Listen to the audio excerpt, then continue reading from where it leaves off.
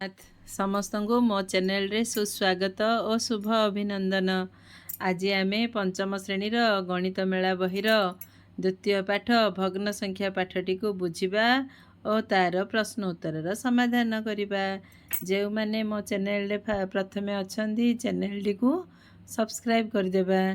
द्वितीय पाठ होची भग्न संख्या पाठटी को आम बुझा।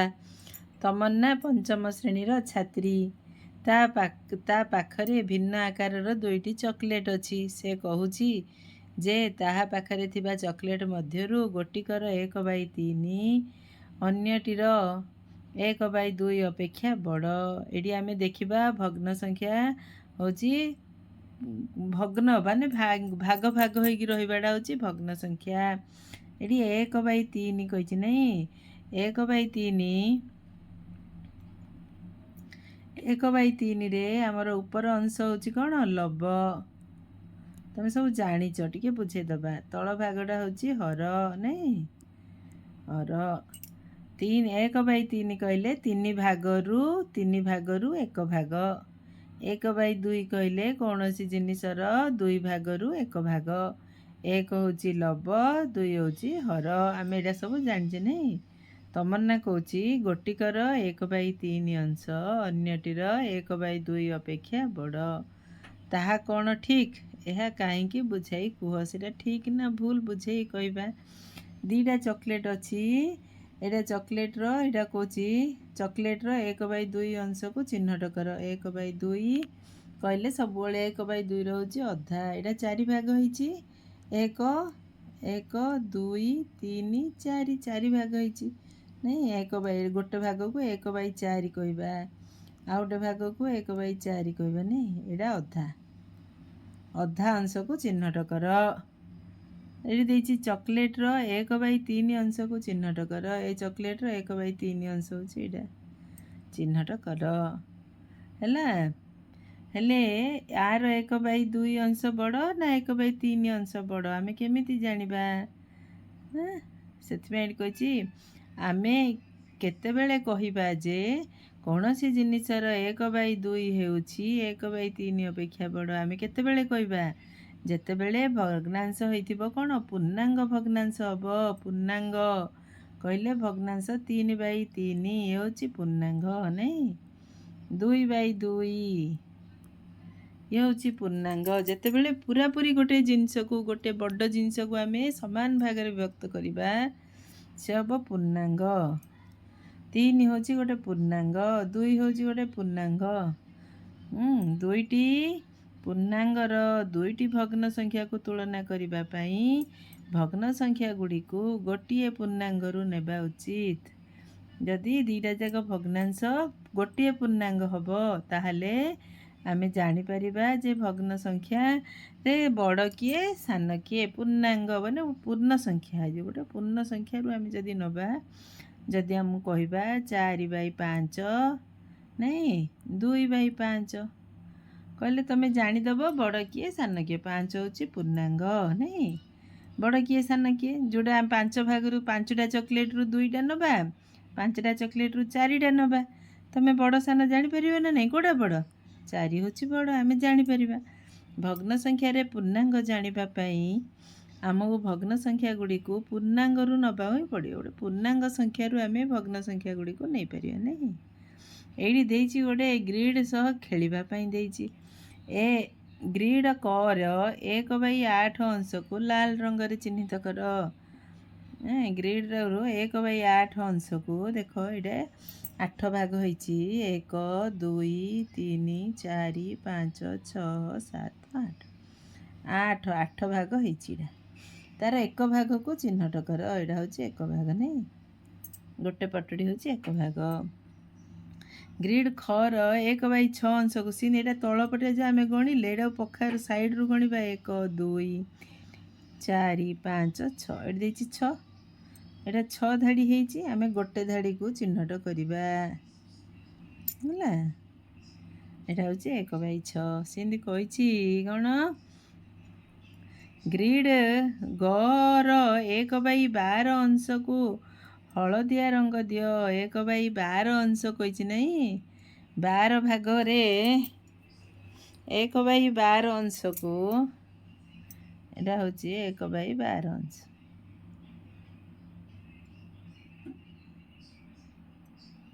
एक बै 12 अंश को रंग दियो। मु रेड पेन धरची तो रेड पेन रे रंग दे देछि त माने देखिबो एटा होची 4 नै एक ये जदि आम एटा को भाग कर दबा इन भाग कर दबा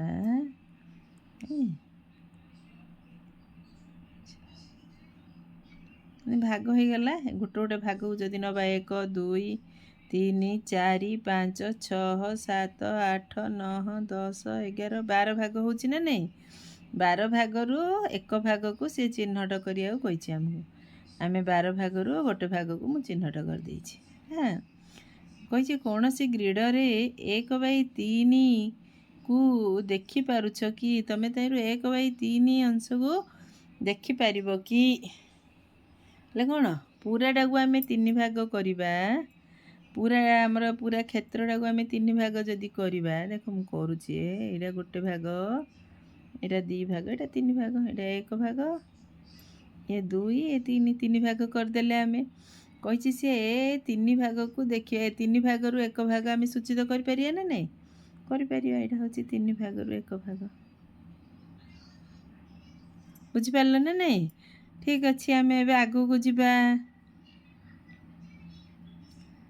देखी 1/3 और 2/600 समान कि 1/3 टा 2/600 समान हम कि बोली पचारची जदि हम आस देखा खोजा कही ये गोटे घर होती देख 1 2 3 4 5 6 6 समान भाग होती नहीं आउ कौन भाग होती देख मु ऊपर गार टाणी तो मुझे गोटे भाग देखेबी 1 2 3 एटा 3 भाग होती ना। हाँ से पचारची 1/3 एटा 3 भाग है बोली 1/3 3 है ये 1 भाग ये 1 भाग 2 ये 1 भाग 3 1/3 2/600 समान ना नहीं एटा एटा होची 1/6 एटा होची 1/6 एटा हले 1/6 सब 1/6 1/6 भाग कले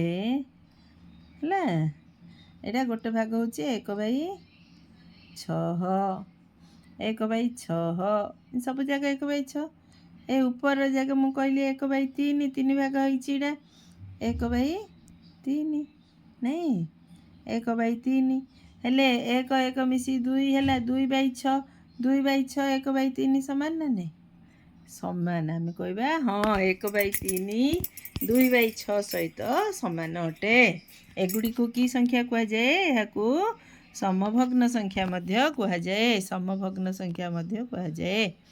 आस आमे देखिबा समभग्न संख्या किपरि सृष्टि हुए करा जाई परिबो किपरि आमे समभग्नांश तैयारी करिबा शिखि परिबा नहीं इट देछि 1/2 इज इक्वल टू 2/4 नहीं आ परडा कौन हबो आ परडा कौन हबो देख 1 रे 2 गुणले 1 2 गुणे 2 2 2 गुणे 4 एबे 1 को आमे 3 रे गुणिबा 1 3 3 2 3 6 2 3 6 1 4 4 2 4 8 1 5 5 2 5 10 ए जाक होची सब समभग्नांश 1/2 रो समभग्नांश 2/4 3/6 4/8 5/10 एसब होची 1/2 रो समभग्नांश बुझी पारछ ना समभग्नांश एबे आमे बुझी पारिले आगो कौन अच्छी देखिबा और समाधान करिबा। ठीक अच्छे चल आगो बुझा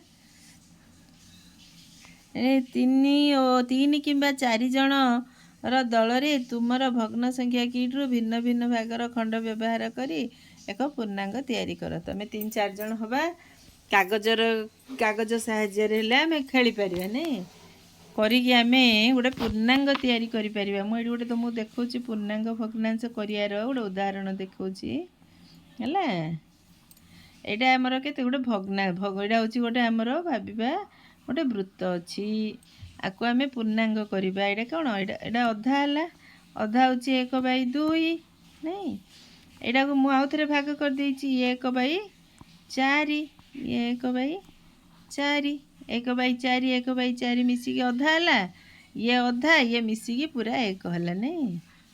ହେଲେ ଆମେ ଏଇଠି କ'ଣ ବୁଝିଲେ? 1/4 ଅଧା 1/2 ମିଶାଣ 1/2 ନାଇଁ। କ'ଣ ହେଲା? ଇଏ ଗୋଟେ ପୂର୍ଣ୍ଣାଙ୍ଗରେ ପରିଣତ ହେଲା। ପୂର୍ଣ୍ଣାଙ୍ଗକୁ ବୁଝେଇଲା। ଅଧା ଅଧା ମିଶିକି କ'ଣ ହେବ? 1 ହେବ। ଏମିତି ତୁମେ ବିଭିନ୍ନ ପ୍ରକାର ଉଦାହରଣ ନେଇ ପୂର୍ଣ୍ଣାଙ୍ଗ ଭଗ୍ନାଂଶରେ ତୁମେ ସାଙ୍ଗମାନେ ମିଶି କରିପାରିବ। ଆଗକୁ ଦେଖିବା ନିମ୍ନଲିଖିତ ଭଗ୍ନ ସଂଖ୍ୟା ପାଇଁ ସମଭଗ୍ନାଂଶ ଗୁଡ଼ିକ ଲେଖ। 1/3ର କ'ଣ ହେବ? 1/3ର 2/6, 3/9, 4/12।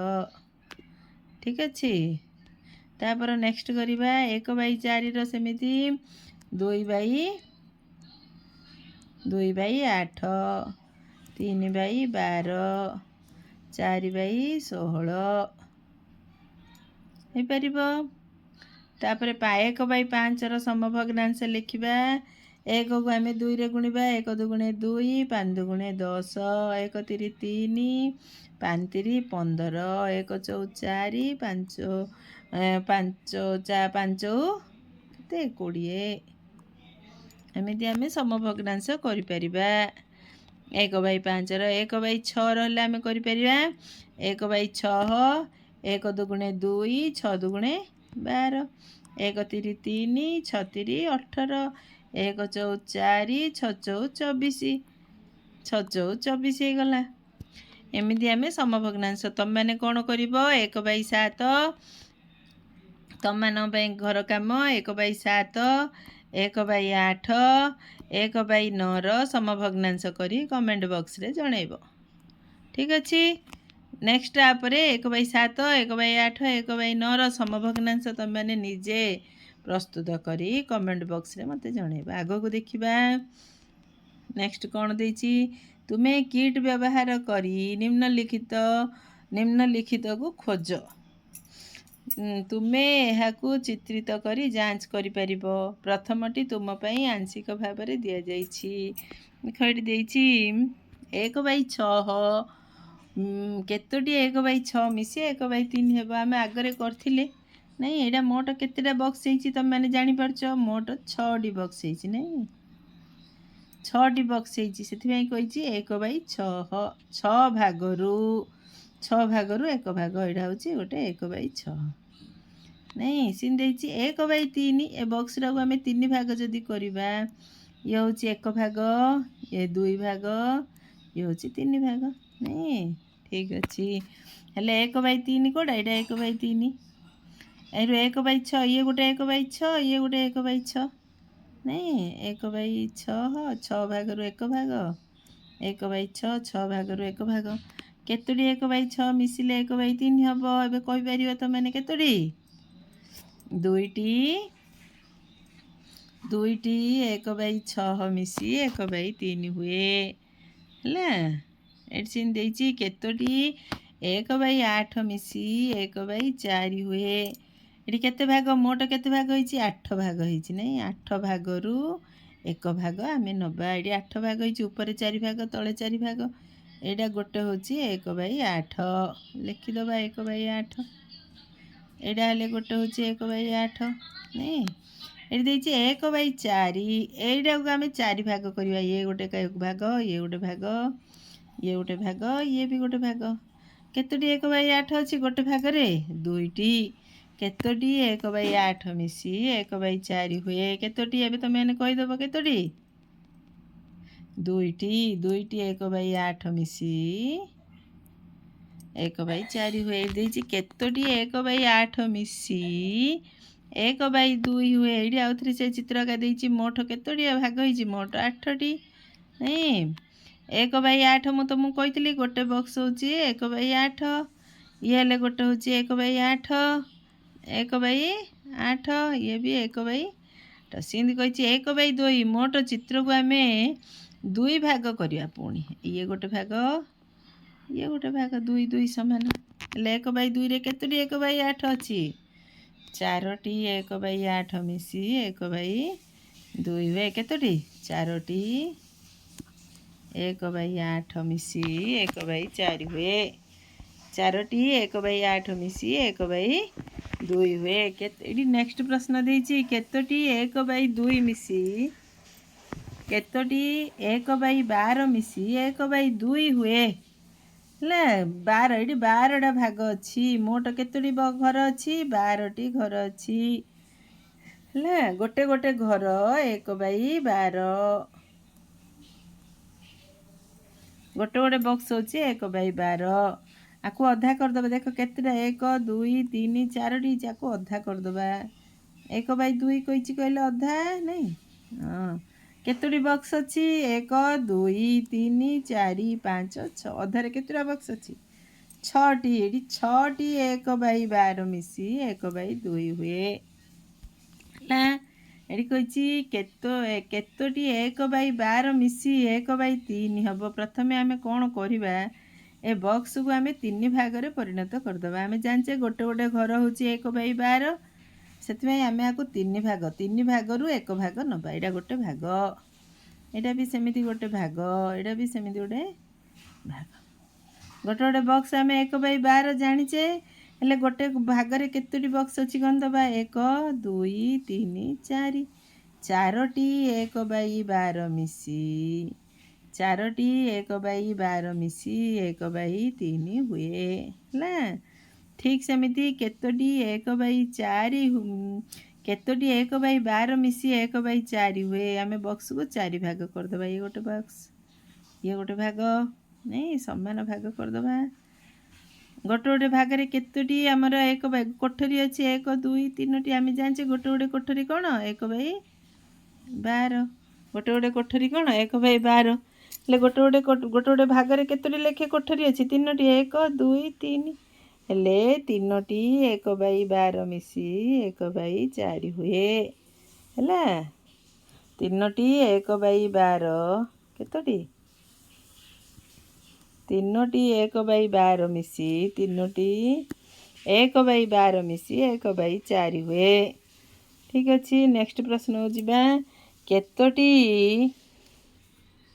1/12 ମିଶି 1/6 ହେବ? 1/6 ଆମେ କୋଠରୀକୁ 6 ଭାଗରେ ପରିଣତ କରିବା। 1 2 3 4 5 6। ହେଲା 6 ଭାଗ କରିଦେଲି। ଗୋଟେ ଗୋଟେ ଭାଗରେ କେତୋଟି କୋଠରୀ ଅଛି? 2ଟି କୋଠରୀ ଅଛି। ନାଇଁ ଗୋଟେ ଗୋଟେ କୋଠରୀ 1/12। ହେଲେ କ'ଣ ଲେଖିବା? 2ଟି 1/12 ମିଶି 1/6 ହୁଏ। ବୁଝିପାରିଲ ନା ସମସ୍ତେ? ବଢ଼ିଆ ଆଗକୁ ଯିବା। ତୁମେ ଭଗ୍ନ ସଂଖ୍ୟା କିଟ୍ ବ୍ୟବହାର କରି ନିର୍ଦ୍ଦେଶ ଅନୁସାରେ କର। ଦେଇଛି 1/6 କେବଳ 1/6 ଏବଂ 1/12 ଖଣ୍ଡକୁ ବ୍ୟବହାର କରି ଏକ ପୂର୍ଣ୍ଣାଙ୍ଗ ତିଆରି କର। ତୁମମାନେ 1/6 1/12 6 ଭାଗରୁ 1 ଭାଗ ନେବା, 12 ଭାଗରୁ 1 ଭାଗ ନେଇ ଗୋଟେ ପୂର୍ଣ୍ଣାଙ୍ଗ ତିଆରି କରିବ। ଏଇଟା ତୁମମାନେ ନିଜେ କରିବ। ହେଲା ନିଜେ କରିକି ଦେଖେଇବ। ଏଠି ବକ୍ସ ଦେଇଛି, ଆମେ ବହିରେ କରିବା। ବର୍ତ୍ତମାନ ଆମେ ସମଭଗ୍ନ ସଂଖ୍ୟା ବିଷୟରେ ଜାଣିବା। ସମଭଗ୍ନ ସଂଖ୍ୟା କ'ଣ ଜାଣିବା। ସମୀର ଦିଆଯାଇଥିବା ଚିତ୍ରରେ 1/3 ଅଂଶକୁ ଚିତ୍ରିତ କରିଛି। ଚିତ୍ରଗୁଡ଼ିକୁ ଅଧିକ ସମାନ ଅଂଶରେ ଭାଗ କରିବା ପାଇଁ ସେ ଭୂ ସମାନ୍ତର ରେଖାଗୁଡ଼ିକ ଅଙ୍କନ କରିଛି। ଏଇଟା ହେଉଛି 1/3। ଗୋଟେ ଘରକୁ 3 ଭାଗ କରାହେଇଛି। 1 ଭାଗରେ ରଙ୍ଗ ଦିଆହେଇଛି 1/3। ତାପରେ କ'ଣ କଲା? ସେ ସମାନ ବକ୍ସକୁ 6 ଭାଗରେ ବିଭକ୍ତ କରାହେଲା। ନାଇଁ 2 ଭାଗରେ ରଙ୍ଗ ଦିଆହେଲା। ସେ ହେଲା 2/6। ତାକୁ 3 ଭାଗ କରାହେଇକି 3 ଭାଗରେ ରଙ୍ଗ ଦିଆହେଲା 3/6। 4 ଭାଗ କରି 4 ଭାଗରେ ରଙ୍ଗ ଦିଆହେଲା 4/12। ଯେତେ ଘର ହେଇଛି ଏଠି 12 ଭାଗ ହେଇଛି ହେଲେ ହର 12। ଏଠି 9 ଭାଗ ହେଇଛି ହେଲେ ହର 9। 6 ଭାଗ ହେଇଛି ହେଲେ ହର 6। 1/3ର ସମଭଗ୍ନାଂଶ ଗୁଡ଼ିକ କ'ଣ କ'ଣ ହେଲା? ଏଇଟା ଯାହା 1/3 ଯାହା, 2/6 ତାହା, 3/9 ତାହା, 4/12 ମଧ୍ୟ ତାହା। ହେଲେ 1/3 ଏଗୁଡ଼ିକ ହେଲେ ସମଭଗ୍ନାଂଶ। ଏବେ ତୁମେମାନେ କରିପାରିବ ସମଭଗ୍ନାଂଶ ନାଇଁ। ଏବେ ଏଇଟା ନିଜେ ପୂରଣ କରିବାକୁ କହିଛି। 1/3 ଆମେ ବୁଝିଲେ। ଏବେ ସମଭଗ୍ନାଂଶ ଦେଖିବା। 1/3 2/6 3/9 4/12 5/15 6/18 7/21 8/24 9/36 ଏଇଟା ହେଲା ସମଭଗ୍ନାଂଶ। ଠିକ୍ ଅଛି। ଏଇଟା ଦେଖ ଦେଇଛି 5 ଭାଗରୁ 2 ଭାଗ ରଙ୍ଗ ଦିଆହେଇଥିଲା। ତାପରେ 4 ଭାଗରୁ 10 ଭାଗ। ଏଇଟା କେତେ? ଆମେ ଏବେ ଏଇଟାକୁ କରିପାରିବା ନାଇଁ। ଏଇଟାକୁ 3 କରିଦେବା। ଏଇଠି ଗୋଟେ ଗାର ଏଇଠି ଗୋଟେ। ମୋଟ କେତେ ଭାଗ ହେଲା? 15 ଭାଗ ହେଲା। କେତେ ଭାଗରେ ରଙ୍ଗ ଦିଆହେଲା? 1 2 3 4 5 6 6/15। ଆକୁ ଆଉ ଟିକେ ଅଧିକ ଭାଗ କରିଦେବା। 1 2 ମୋଟ କେତେ ଭାଗ ହେଲା?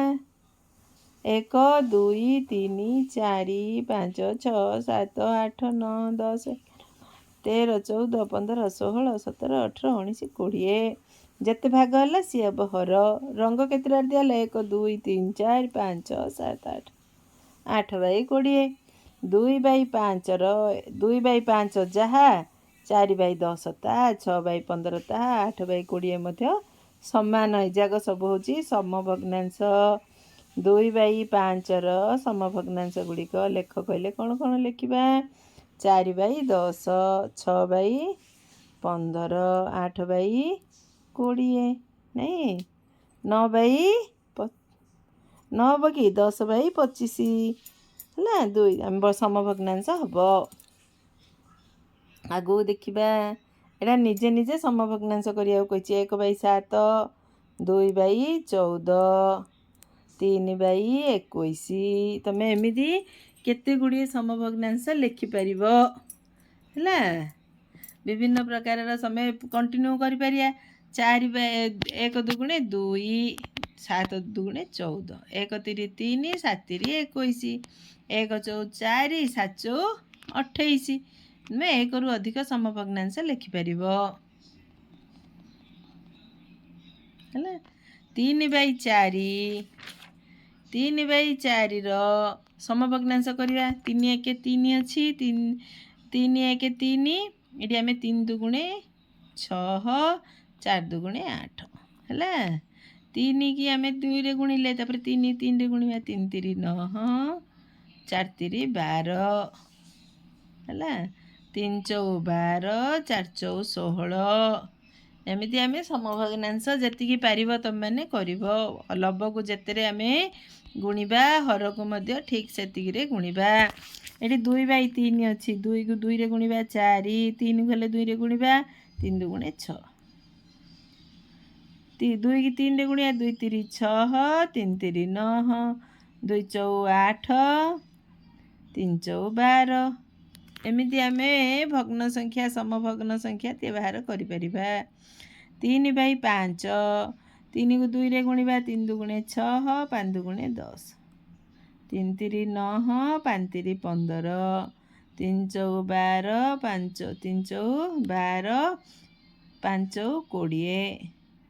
ଆମେ ଲବକୁ ଯେଉଁ ସଂଖ୍ୟାରେ ଗୁଣିବା ହରକୁ ମଧ୍ୟ ସେଇ ସଂଖ୍ୟାରେ ଗୁଣିବା। ତାହେଲେ ସମଭଗ୍ନ ସଂଖ୍ୟା ଆସିବ। ଠିକ୍ ଅଛି। ଆଗକୁ ଦେଖିବା ଆମେ ନେକ୍ସଟ ପ୍ରଶ୍ନ। ସମଭଗ୍ନ ସଂଖ୍ୟା ଯୋଡ଼ିକୁ ଟିକ୍ ଚିହ୍ନ ଦିଅ। ଏଠି ସମଭଗ୍ନ ସଂଖ୍ୟା ଯୋଡ଼ ଆସିବ। 2/3 3/4 ସମଭଗ୍ନ ସଂଖ୍ୟା ନୁହଁ। ଏଠି ହେଇଛି 4/12 2/6 4 1 4 4 3 12।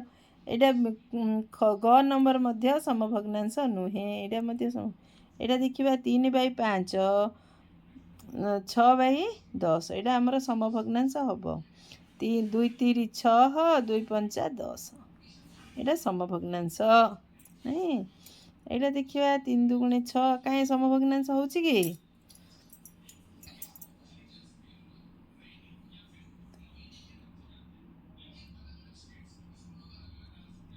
ସମଭଗ୍ନାଂଶ କରିବା ପାଇଁ ଆମେ ଏଇଟା 2 2 2 4 2 2 2 4 2 6 12। ଇଏ ସମଭଗ୍ନାଂଶ ହେଲା। ଗୋଲ ବୁଲେଇଦେବା। ଇଏ ମଧ୍ୟ ସମଭଗ୍ନାଂଶ ହେଲା। ଇଏ ସମଭଗ୍ନାଂଶ ନୁହଁ। କ ଆଉ ଘ ସମଭଗ୍ନାଂଶ ନୁହଁ। ହେଲା। ଏଇଟାକୁ 3 ଦୁଗୁଣେ 6, 5 ଦୁଗୁଣେ 10, 2 3 ଦୁଗୁଣେ 6, 2 3 6 ହେଇଗଲା। ଆଉ 5 ଦୁଗୁଣେ 10, ଏଇଟା 2/5 ହେଇଗଲା। ଇଏ ମଧ୍ୟ ସମଭଗ୍ନାଂଶ ହେବ।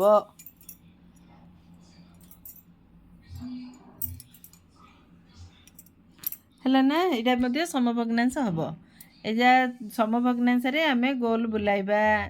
ଠିକ୍ ଅଛି। ଆଗକୁ ଦେଖିବା ସମଭଗ୍ନାଂଶ ପାଇବା ପାଇଁ ଖାଲି କୋଠରୀରେ ପୂରଣ କର। 2/5 ଏଠି କ'ଣ କଲେ 10, 5 ଦୁଗୁଣେ 10 ଅଛି, 2 ଦୁଗୁଣେ 4, ଏଇଠି 4 ଚଉ 16 ହେଇଛି, 3 ଚଉ 12, 4 ଦୁଗୁଣେ 8, 7 ଦୁଗୁଣେ 14, 5 ପଞ୍ଚା 25, 9 ପଞ୍ଚା 45। ଲବକୁ ଯେତିକିରେ ଗୁଣିବା ହରକୁ ସେତିକିରେ ଗୁଣିଲେ ସମଭଗ୍ନାଂଶ ମିଳିବ।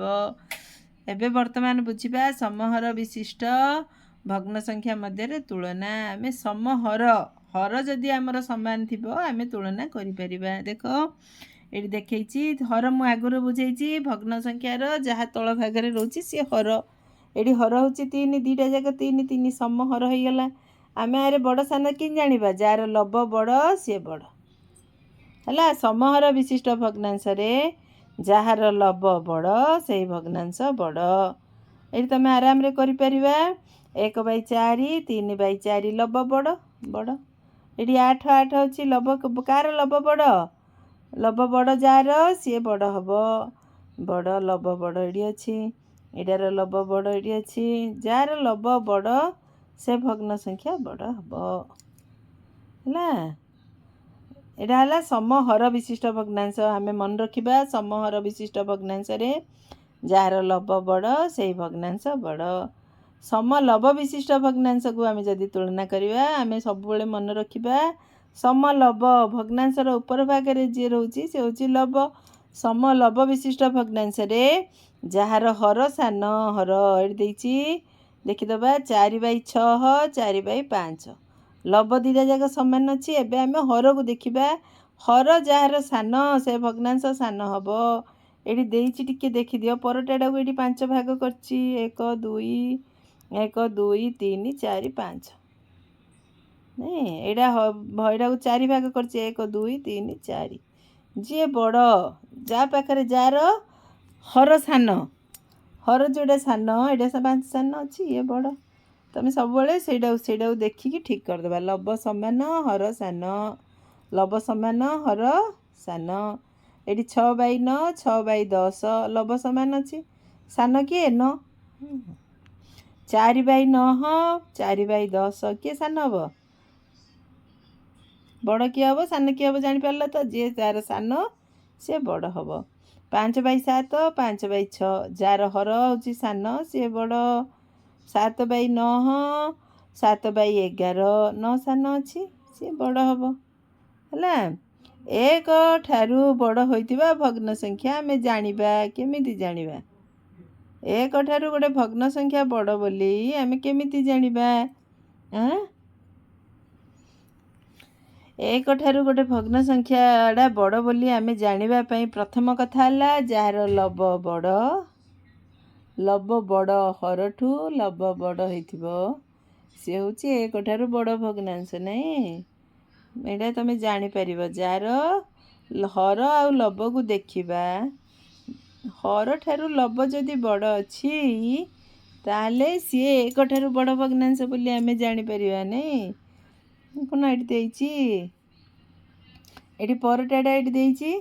ଏଇଟା ଗୋଟେ ଅଧା, ଇଏ ଗୋଟେ ଅଧା ମିଶିକି ଗୋଟେ ପରଟା ହେଲା। ଏଇଠି ଆଉ ଗୋଟେ ପରଟା ହେଲା, ଇଏ ଅଧା ପରଟା। ନାହିଁ, ଏଇଟା ଆମର କେମିତି ପଢ଼ିବା? 2 ପୂର୍ଣ୍ଣ 1/3, ଦୁଇଟା ପୂର୍ଣ୍ଣ ପରଟା ଆଉ ଗୋଟେ ଅଧା ପରଟା। ନାହିଁ, ଆକୁ ଆମେ 2/3 ବୋଲି ପଢ଼ିପାରିବା। ବା 5/2 କେତେଟା ଅଧାକୁ ନେଇକି ତିଆରି ହେଲା? 1 2 3 4 5। 5/2 କହିକି ହେଲେ ଆମେ ପଢ଼ିପାରିବା।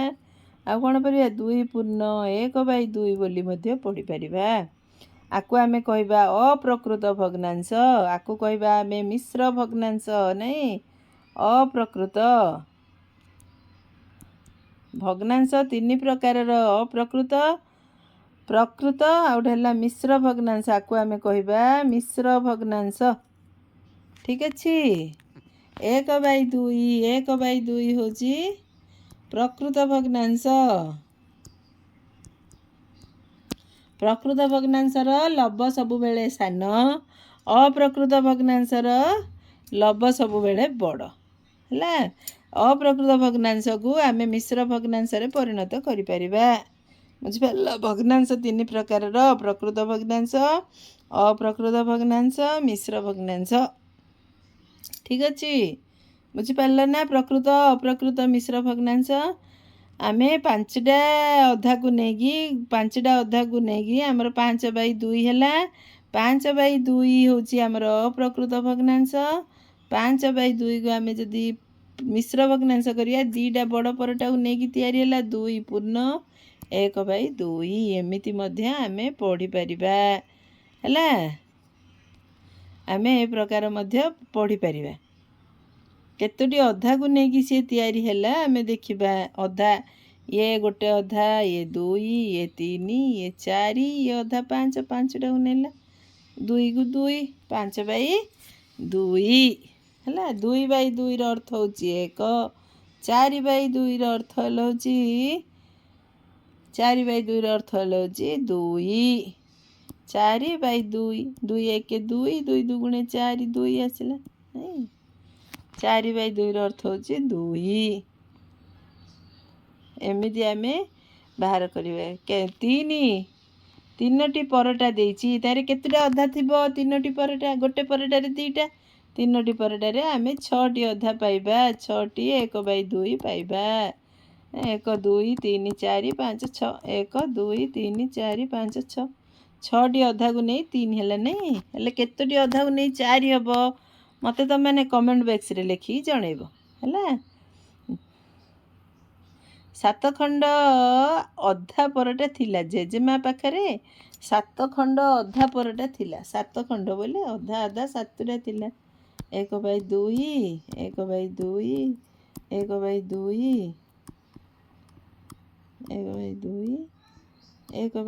1 2 3 4 5 6 1/2 ନାଇଁ?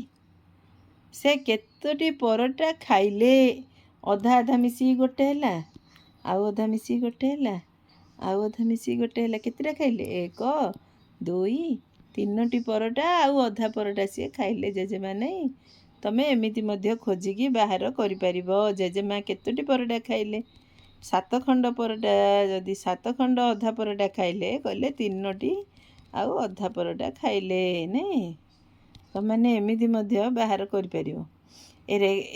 ଆମେ ସଂଖ୍ୟା ରେଖାରେ ମଧ୍ୟ ଉପସ୍ଥାପନ କରିପାରିବା।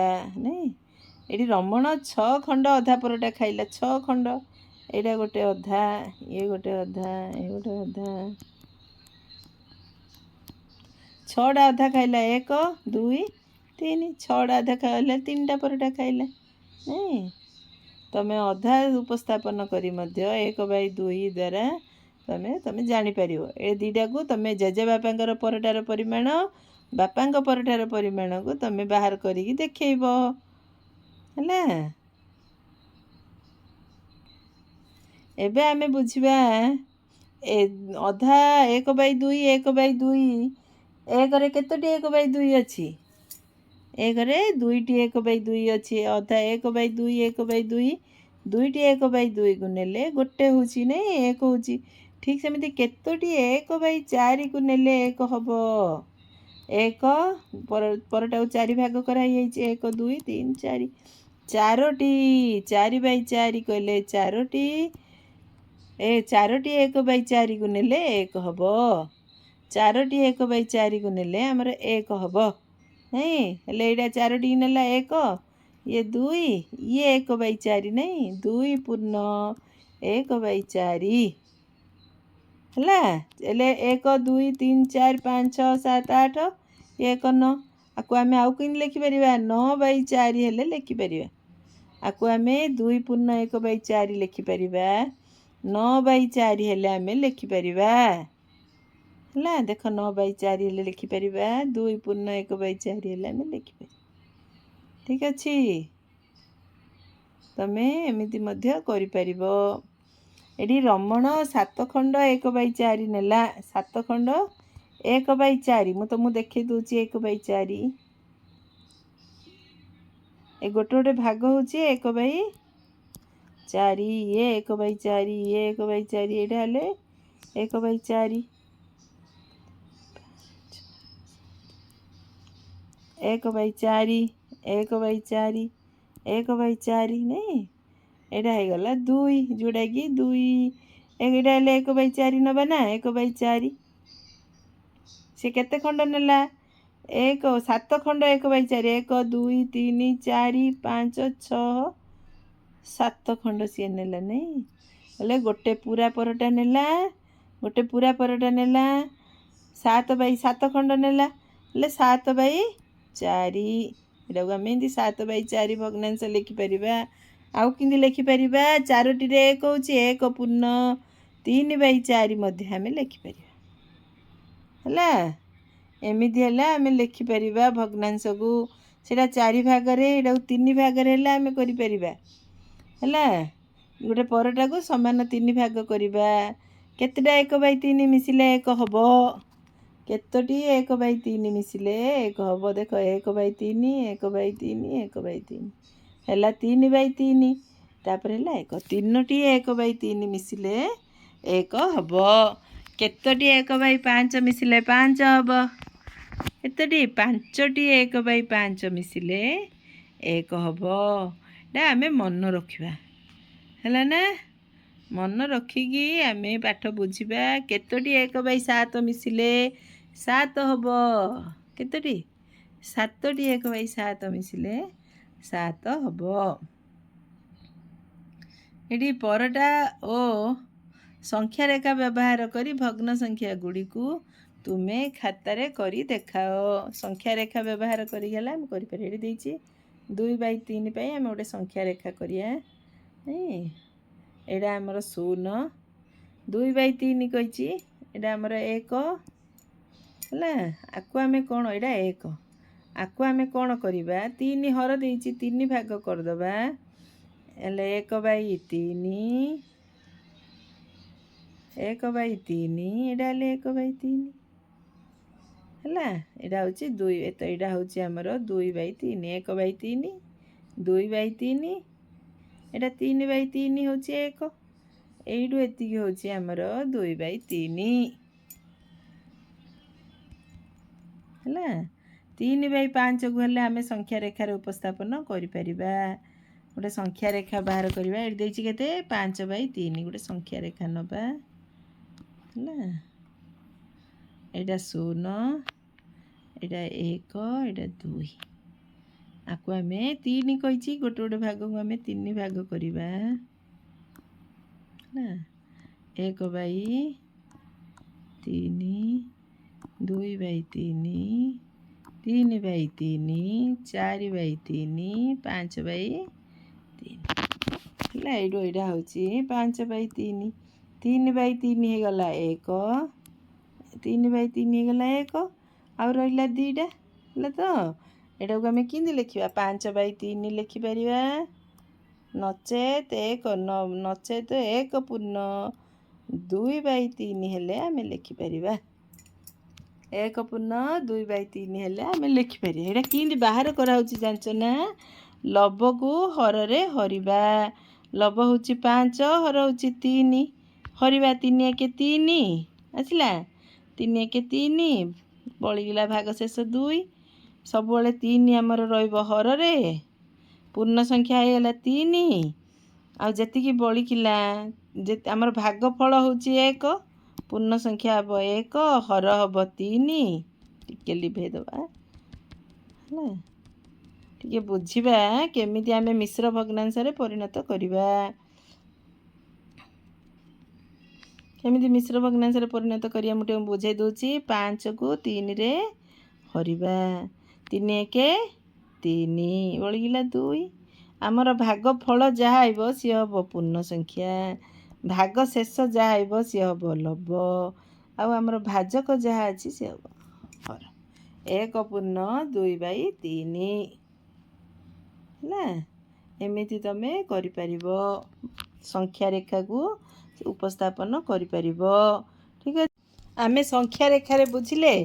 ଏବେ ପରଟା ମାଧ୍ୟମରେ ହେଲେ ଆମେ ବୁଝିପାରିବା। 2/3 ଦେଇଛି, ଗୋଟେ ପରଟାଟା ଏଇଟା ପରଟାଟା ଅଛି ନାଇଁ, ଆମେ 3 ଭାଗ କଲେ ଏଇଠି 2/3 ପରଟା କହିଲେ ଏଇଟା ହେଉଛି 1/3, ଇଏ ହେଉଛି 1/3। ଏ ଗୋଟେ ଭାଗ, ଏ ଗୋଟେ ଭାଗ ହେଉଛି ଆମର 2/3 ହେଲା। ସିନି 5/3 କହିଲେ ଏଇଟା 1/3, ଇଏ 1/3, ଆଉ ଗୋଟେ ପରଟାର ଗୋଟେ ଭାଗ, ଆଉ ଗୋଟେ ଭାଗ ନାଇଁ, 1/3, 1/3। 5ଟା 1/3 ମିଶିଲେ 5/3 ହେବ। ଏଇଟା ଦୁଇଟା 1/3 ମିଶିଲେ 2/3 ହେବ। ଠିକ୍ ଅଛି, ଆମେ ପରଟା ମାଧ୍ୟମରେ ଆଉ ସଂଖ୍ୟା ରେଖା ମାଧ୍ୟମରେ ଆମେ ବୁଝିପାରିବା ହେଲା। ସେମିତି ଏଇଟା ମଧ୍ୟ କହିଛି 3/4, ଆମେ ଗୋଟେ ପରଟାକୁ 4 ଭାଗ କରିବା। 3/4, ଏଇଟା 1/4, 2/4, 3/4, ଏଇଟା 1/4, ଇଏ 1/4, 1/4 ମିଶିକି ହେଲା ଆମର କ'ଣ 3/4। ଏଇଟା ଦେଇଛି 5/4, ହେଲେ ଆଉ ଗୋଟେ 1/4, ଆଉ ଗୋଟେ ଭାଗ ମିଶିଲେ 5/4 ହେବ। 5/4 ହେବ, ବୁଝିପାରିଲ ନା ନାହିଁ? ଠିକ୍ ଅଛି, ଆଗକୁ ଆମେ ଦେଖିବା ସଂଖ୍ୟା ରେଖାରେ ହେଲେ ଆମେ କରିପାରିବା ଏଗୁଡ଼ିକୁ। ବର୍ତ୍ତମାନ ଆମେ 3/4କୁ ସଂଖ୍ୟା ରେଖାରେ ବୁଝିବା। ଠିକ୍ ଅଛି, ସଂଖ୍ୟା ରେଖାରେ ଆମେ 3/4କୁ ବୁଝିବା। ପ୍ରଥମେ ଆମେ 0, 1, 2 ନେବା। 3/4କୁ ବୁଝିବା ପାଇଁ ଆମେ 0ରୁ 1କୁ 4 ଭାଗ କରିବା। 4 ଭାଗ କରିବା ପାଇଁ ଆମେ 3ଟି ଗାର ଟାଣିବା ହେଲା। ଏବେ 3/4କୁ ଆମେ ଶିଖିବା। 1/4, 2/4, 3/4। ସଂଖ୍ୟା ରେଖାରେ 3/4କୁ ଆମେ ପହଞ୍ଚି ପାରିଲେ। ସେମିତି ଆମେ 5/4 ଦେଖିବା। 3/4, ଏଇଟା ହେଲା 4/4 ହେଲା। ଆକୁ ହେଲେ ଆମେ 4 ଭାଗ କରିବା। 4/4, 5/4। 5/4କୁ ହେଲେ ଆମେ ସଂଖ୍ୟା ରେଖାରେ ଦେଖିପାରିଲେ ନାଇଁ, 3/4, 5/4 ବୁଝିପାରିଲ। ତାପରେ ଆମେ ନେକ୍ସଟ ତାପରକୁ ହେଲେ କରିବା 4/8, 9/8 ନାଇଁ, 4/8, 9/8 ସଂଖ୍ୟା ନେବା। ପ୍ରଥମେ ଆମେ 0 ନେବା, 1 ନେବା, ଇଆଡ଼େ 2 ନେବା। ହର ଦେଇଛି 8 ନେଇ, ଆମେ ଏଇଟା 1 ଦେଇଛି, ଏ 1 ଭାଗକୁ ଆମେ 8 ଭାଗରେ ପରିଣତ କରିବା। ମଝିରେ ଆମେ 7ଟା ଗାର କାଟିବା। 6, 7, ମୋତେ 4/8 କହିଛି ନାଇଁ, 4 ନେବା। 1/8, 2/8, 3/8, 4/8, 5/8, 6/8, 7/8, 8/8, 9/8। ଏଇଠି ଆମର ଦେଇଛି କେତେ? ପ୍ରଥମେ ଦେଇଛି 4/8। ଏଇଠୁ ଆମେ 0ରୁ ଯିବା 4/8ରେ ପହଞ୍ଚିଲେ। ଉପରେ ଆମେ ନେବା 0ରୁ ଆମେ ଯିବା 9/8 ହେଲା। ସଂଖ୍ୟା ରେଖାରେ ଆମେ ସଂଖ୍ୟା ରେଖାରେ ଭଗ୍ନାଂଶ ଗୁଡ଼ିକୁ ଦର୍ଶାଇ ପାରିବା, ଆଉ ପରଟାରେ ମଧ୍ୟ ଆମେ ଦର୍ଶାଇ ପାରିବା ହେଲା। ଭଗ୍ନ ସଂଖ୍ୟା ଗୁଡ଼ିକୁ ଆମେ ସଂଖ୍ୟା ରେଖା ପରଟା ମାଧ୍ୟମରେ ଦର୍ଶାଇ ପାରିବା। ତଳେ ଦେଇଛି ନିମ୍ନରେ ଥିବା 1 ଠାରୁ ବଡ଼ ହୋଇଥିବା ଭଗ୍ନ ସଂଖ୍ୟା ଗୁଡ଼ିକୁ ଆମେ ଚିହ୍ନଟ କରିବା ନାଇଁ। ଦେଖିବା ଆମେ 7/9, ଇଏ 1ରୁ ବଡ଼ ନାହିଁ। 9/9 ହେଲେ 1 ହେବ, ତାଠୁ ଯଦି ଅଧିକ ହେଲା ସିଏ ଆମର 1 ଠାରୁ ବଡ଼ ଭଗ୍ନାଂଶ। ଇଏ ନୁହଁ। 2/5 ବି ନୁହଁ, 3/9 ବି ନୁହଁ, 7/11 ହେଲେ ନୁହଁ। ମାତ୍ର ଇଏ ଦେଖ 4 ହର, 4ଠୁ ଇଏ ବଡ଼ ଅଛି ନାଇଁ, 4ଠୁ 9 ବଡ଼ ଅଛି। ଇଏ ହେଉଛି ଆମର 1 ଠାରୁ ବଡ଼ ଭଗ୍ନାଂଶ। ଇଏ ବି ନୁହଁ, ଇଏ ହେଉଛି ବଡ଼ ଭଗ୍ନାଂଶ। ଇଏ ମଧ୍ୟ ବଡ଼ ଭଗ୍ନାଂଶ। ଯାହାର ଲବ ବଡ଼ ପିଲାମାନେ ସିଏ 1 ଠାରୁ ବଡ଼ ଭଗ୍ନାଂଶ ତୁମେ ଜାଣିପାରିବ। ଆ ଲବ ସାନ ଇଏ ନୁହଁ, ଇଏ ହେଉଛି 1 ଠାରୁ ବଡ଼ ଭଗ୍ନାଂଶ। ଇଏ ହେଲେ 1 ଠାରୁ ବଡ଼ ଭଗ୍ନାଂଶ, ଇଏ ନୁହଁ, ଇଏ 1 ଠାରୁ ବଡ଼ ଭଗ୍ନାଂଶ, 1 ଠାରୁ ବଡ଼ ଭଗ୍ନାଂଶ। ଆଗକୁ ଦେଖିବା 1 ସହିତ ଭଗ୍ନ ସଂଖ୍ୟା ଗୁଡ଼ିକୁ ତୁଳନା କରିବା। 1 ସହିତ ଭଗ୍ନ ସଂଖ୍ୟା ଗୁଡ଼ିକୁ ଆମେ କିପରି ତୁଳନା କରିବା? 7/8, 8/6 ବଡ଼ କିଏ? 7/8 ଏଠି ଦେଇଛି, ଇଏ 1ରୁ ସାନ। 6/6 ହେଲା 1/6/6 ହେଉଛି ଆମର 1, ତାଠୁ ଆହୁରି ଅଧିକ ହେଇଗଲା ଲବ, ଇଏ ବଡ଼। 1ଠୁ ଇଏ ବଡ଼ ହେଇଗଲା, ଏଠି ଚିତ୍ରରେ ହେଲେ ମୁଁ ଦର୍ଶେଇକି ଦେଇଛି। ସବୁବେଳେ ଆମେ ଦେଖିବା 1କୁ ଆଧାର କରି ନିମ୍ନଲିଖିତ ଭଗ୍ନ ସଂଖ୍ୟା ଗୁଡ଼ିକର ତୁଳନା କର। 1କୁ ଆଧାର କରିକି ଏଠି 7, ଏଠି 8 ଅଛି ନାହିଁ, 7/7 ହେଇଗଲା 1 ନାଇଁ, 7/8କୁ ଆମେ 1 ଆଧାର କରିଦେବା, 7 1 7 ବଳିକିଲା 1, ମାତ୍ର ଇଏ ନାଇଁ ବଡ଼ ସାନ ତୁଳନା ହେଲା ନା ନାହିଁ, ଏଠି ହେଉଛି ବଡ଼। ଜ ଭଗ୍ନାଂଶର ଦେଖିଦେବା ଆମେ, ଏଠି ଦେଇଛି 20, ହର 20, ଲବ ସାନ, ଇଏ 1ରୁ ସାନ, ମାତ୍ର ଏଠି ଲବ ହେଉଛି 15, ଇଏ ବଡ଼। ଏଇଟା ସେମିତି ଦେଖିବା 7/6, ଇଏ ଲବ ବଡ଼ ଅଛି, ଇଏ 8/8, ଇଏ ସମାନ 1, ଇଏ ବଡ଼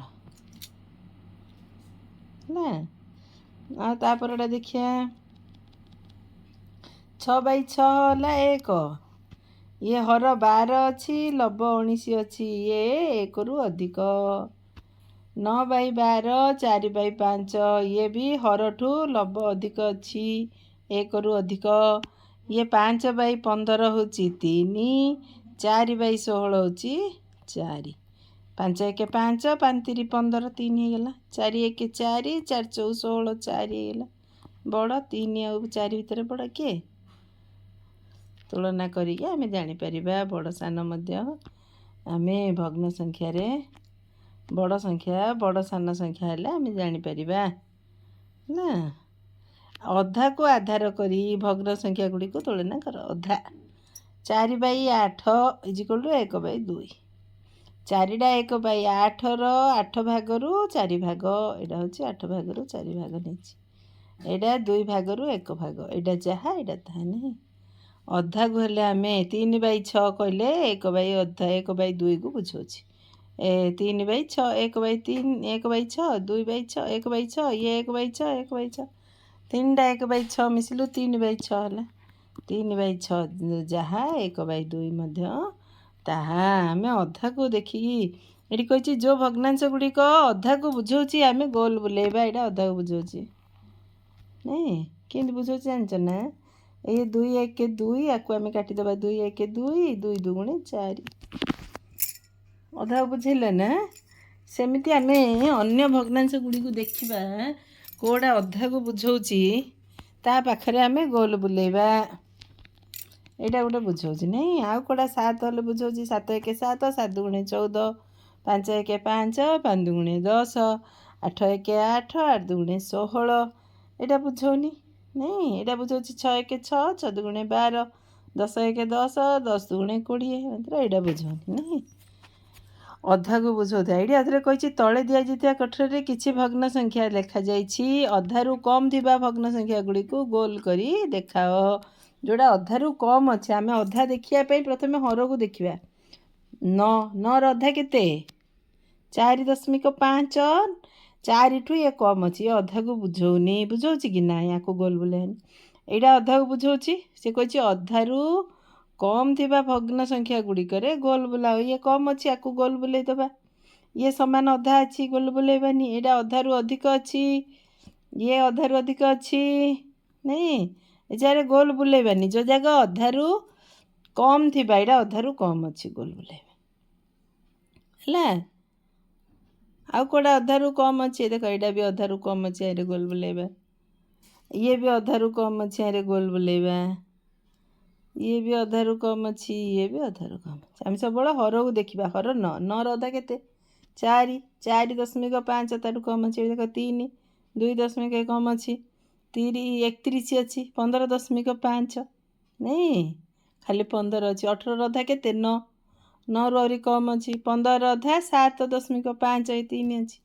ଏମିତି ଆମେ ଗୋଲ ବୁଲାଇବା।